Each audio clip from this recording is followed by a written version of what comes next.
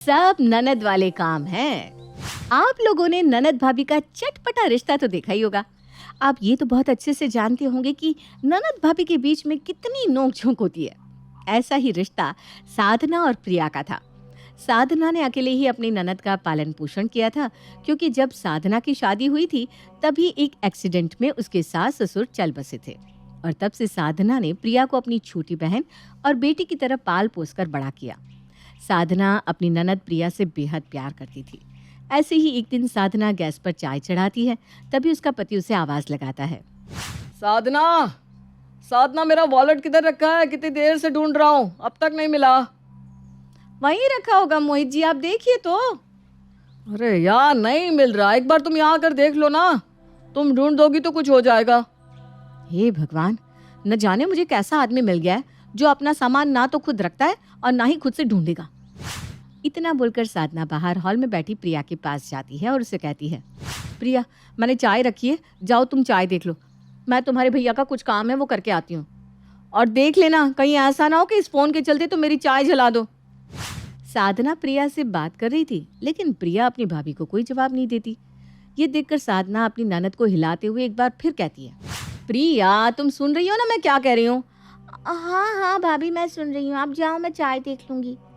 प्रिया की बात सुनकर साधना बेफिक्र होकर अपने कमरे में चली जाती है। वहीं प्रिया अपने फोन में लगी रहती है। प्रिया का ध्यान चाय की तरफ बिल्कुल भी नहीं था और इस वजह से चाय पूरी तरह जल जाती है। कुछ देर बाद जब साधना जलने की बदबू सूंघकर किचन में आती है तो वो अपने किचन में गैस पर चढ़े चाय का बर्तन देखती है, जिसमें चाय की एक बूंद नहीं थी। ये देखकर उसे बेहद गुस्सा आता है। प्रिया, प्रिया, मैंने तुमसे क्या कहा था? अपनी भाभी की गुस्से वाली आवाज सुनकर प्रिया तुरंत अपने फोन को टेबल पर छोड़कर किचन में जाती है। भाभी, क्या हुआ? मुझसे कोई गलती हो गई क्या? गलती? अब तुम्हें क्या कहूँ? ये देखो क्या किया तुमने। मैंने तुमसे कहा था चाय देख लेना, तुम्हारी लापरवाही की वजह से पूरी चाय जल गई। अब मैं क्या दूंगी तुम्हारे भैया को? आई एम सॉरी भाभी, वो गलती से मेरा ध्यान ही नहीं रहा इधर।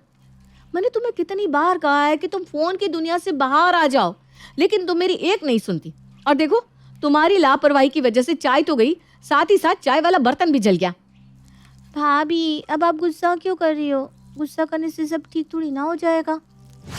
प्रिया की इतनी मासूमियत भरी बातें सुनकर साधना का गुस्सा 2 मिनट में छूमंतर हो जाता है और साधना प्रिया को वहां से भेज देती है और खुद दूसरे बर्तन में मोहित के लिए चाय बनाकर उसे दे देती है।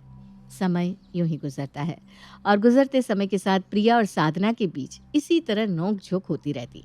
ऐसे ही एक दिन साधना के सर में थोड़ा सा दर्द था, तभी प्रिया वहां आती है। भाभी, बहुत जोर से भूख लग रही है। आज आपने क्या बनाया है? दिन का कुछ रखा है क्या खाने के लिए? नहीं प्रिया, सब खत्म हो चुका है, साथ ही ना सब्जियां भी खत्म है। मेरे सर में बहुत तेज दर्द हो रहा है, इसलिए आज मैं मार्केट तो नहीं जा पाऊंगी। एक काम करो ना, तुम ही मार्केट जाकर कुछ सब्जियां ले आओ। लेकिन भाभी, मुझे सब्जियां खरीदनी कहाँ आती है?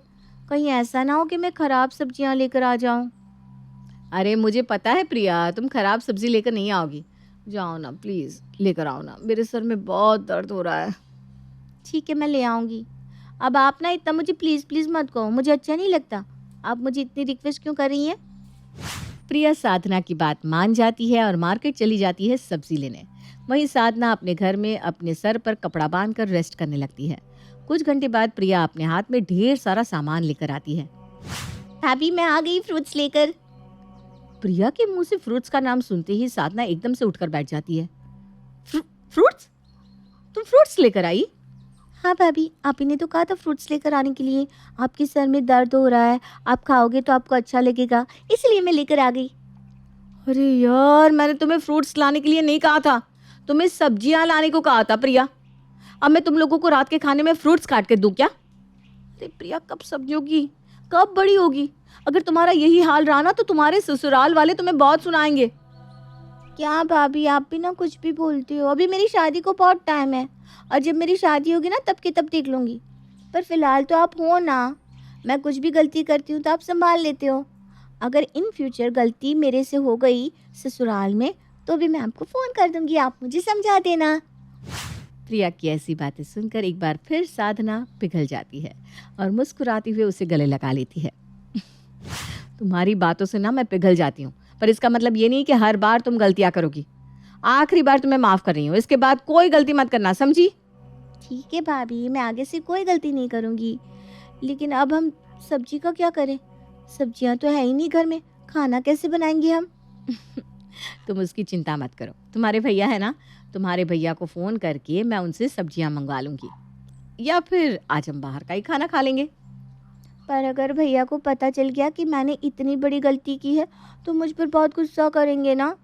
अरे प्रिया, मेरी प्यारी ननद, मेरी छोटी बहन, तुम्हारी भाभी है ना, सब संभालूंगी मैं, फिकर नॉट। इतना बोलकर साधना मोहित को फ़ोन करती है और उसे सब्जियां लाने को कह देती है। शाम को जब मोहित घर आता है तो प्रिया अपने भाई मोहित से कहती है, भैया आज घर का खाने का मन नहीं कर रहा, क्यों ना हम बाहर ही खा लें? नहीं प्रिया, बाहर का नहीं।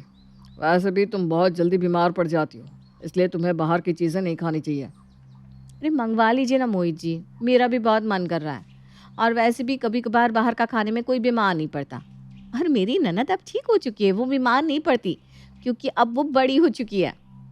अच्छा, तो ये तुम दोनों की मिली भगत है। अब ननद भाभी साथ में है तो बेचारा अकेला भैया क्या करेगा।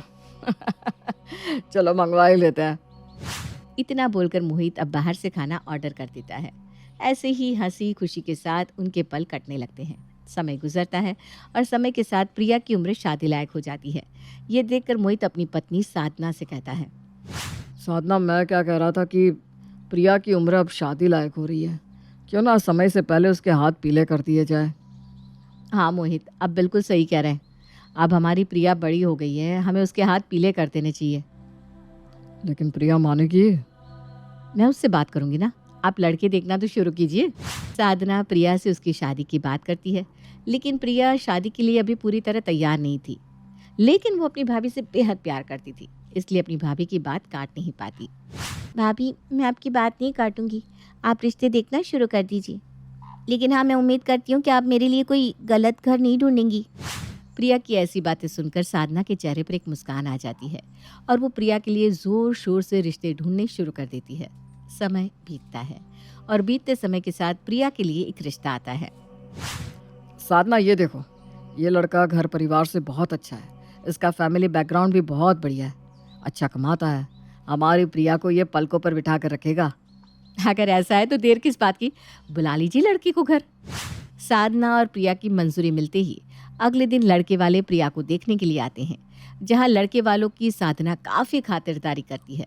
तभी लड़के की माँ साधना से कहती है, साधना बेटा, बहुत कर ली तुमने खातिरदारी, अब हमें हमारी होने वाली बहू भी दिखा दो। अरे हम भी तो देखे कि हमारी होने वाली बहू दिखती कैसी है, क्योंकि अब तुम तो जानती हो कि इंसान फ़ोटो और सामने से काफ़ी बार अलग दिखता है। हाँ हाँ आंटी, मैं आपकी बात से सहमत हूँ, मैं अभी प्रिया को लेकर आती हूँ। इतना बोलकर साधना प्रिया को लेकर आती है, जहाँ लड़की की माँ प्रिया से काफ़ी सवाल जवाब करती है और प्रिया शांति से सारे सवाल के जवाब उसे देती है। तभी लड़की की माँ प्रिया को चलने को कहती है। बेटा वो क्या है ना, तुम हमें पसंद तो हो, लेकिन हम चाहते हैं कि तुम हमें थोड़ा चल कर दिखा दो। अब क्या पता तुम्हारे चाल चलन में कुछ गड़बड़ हो।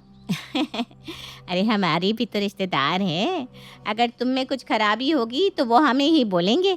आपका लड़का तो भैया एकदम अच्छा, और आप ऐसी बहू लेकर क्यों आ गई? लड़की की माँ की बात सुनकर प्रिया अब उसे चलकर दिखाती है। इसी तरह लड़की की माँ कभी उसके हाथ देखती, कभी उसके पैर, पर इन सब के बीच प्रिया खुद को काफ़ी अनकंफर्टेबल फील करती है। अपनी ननद को ऐसे देख साधना गुस्से में बोल पड़ती है, माफ़ करना आंटी जी, लेकिन मेरी ननद में कोई कमी नहीं है, अगर कमी है तो वो आपकी नज़रों में, इसलिए हमें ये रिश्ता मंजूर नहीं है। आप यहाँ से अपने बेटे को लेकर जा सकती हैं। साधना की ऐसी कड़वी बात सुनकर लड़के वाले वहाँ से चले जाते हैं। साधना, ये क्या किया तुमने? तुम्हें पता है ना वो कितनी अच्छी फैमिली थी। माफ़ करना मोहित जी, लेकिन मैंने अपनी ननद को अपनी ननद नहीं बल्कि बेटी समझकर पाला है, और मैं अपनी बेटी को कभी ऐसे घर में नहीं जाने दूंगी जिनकी सोच इतनी घटिया हो। मेरी ननद जैसी भी है, पर वो तब तक शादी नहीं करेगी जब तक वो खुद मेंटली प्रिपेयर नहीं हो जाती। अपनी भाभी की बात सुनकर प्रिया के चेहरे पर मुस्कान आ जाती है और वो अपनी भाभी को गले से लगा लेती है। और इस तरह साधना ने अपनी ननद को सिर्फ बेटी माना नहीं, लेकिन बेटी बनाकर दिखा दिया।